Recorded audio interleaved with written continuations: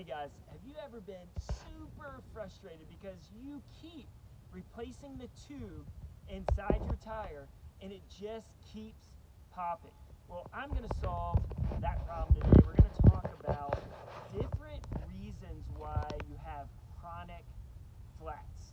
All right, now the first, there are 5 reasons that might be causing these chronic flats. Now, the first 3 have to do with inspecting your tire and your wheel before you start to pump it up, and then the last 2 have to do with actually pumping it up correctly.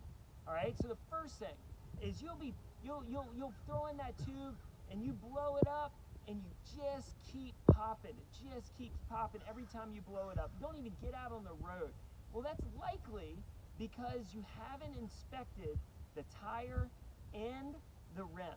So before you put a new tube in your tire, we want to walk our hands around the inside of the tire. We are feeling for something sharp. We are feeling for something sharp in there. We might feel, ow, feel that little poke in there. That is what your tube is going to feel as you're blowing it up, and it's just going to pop it again. So we have to walk it around, make sure there's nothing in there. If we see something, we're going to want to pull it out. We might need pliers, or we might need to use our teeth to get in there and pull that thing out and remove it. Once we do it, then you'll be able to put a tube in there and pump it right up. The other thing we're inspecting with the tire before we put a new tube in is we want to make sure there's no cuts in it. A slice in it or a wear in your tire that causes, that's large enough that a tube could go through.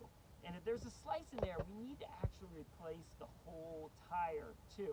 Now, if you're out on a road and you need to get home, you could take a dollar bill, or you could take an energy bar wrapper and you could line the inside of the tire before you put the tube in, and that'll get you home.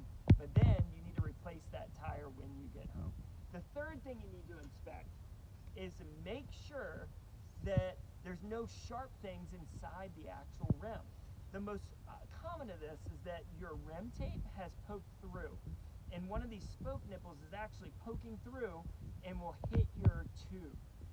So just make sure there's nothing sharp in there. It could be on the edge of the rim, or it could be along the rim tape. Just make sure that there's nothing sharp in there, because that will save you a lot of frustration. Now, the last 2 things that could be causing your chronic flats have to do with pumping it up. Actually pumping it up correctly.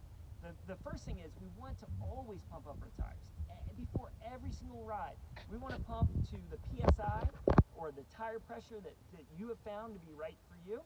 And you want to do it before every ride, because if your tire pressure is a little bit low, or your tube pressure is a little bit low, what's going to happen is that tube is, when you hit a bump, is going to poke through the side, and it's going to cause a pinch flat. And so it could just be that you're not pumping up your tires enough.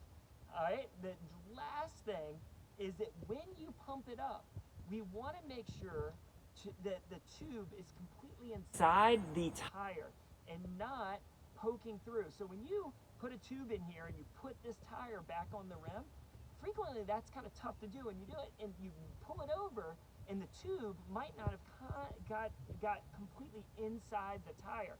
And so the little trick to do every time you pump up your tire is to pump it up about 20 psi so that it goes inside the tire, and then walk your hand around the outside of the rim, okay, and look and see if there's any tube poking through. All right, pump it up 20 psi and then release the pressure. Release it and then walk your hand around and make sure there's no tube poking out of the side of the tire. Check on both sides. Once you do that, then you know, okay, now I can pump it up to my recommended pressure.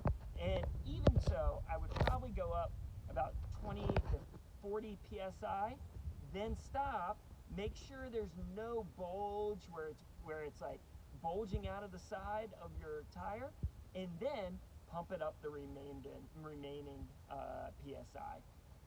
So guys, follow those 5 different things every time you pump up your tire, and you're going to get a lot less flats and a lot less frustration.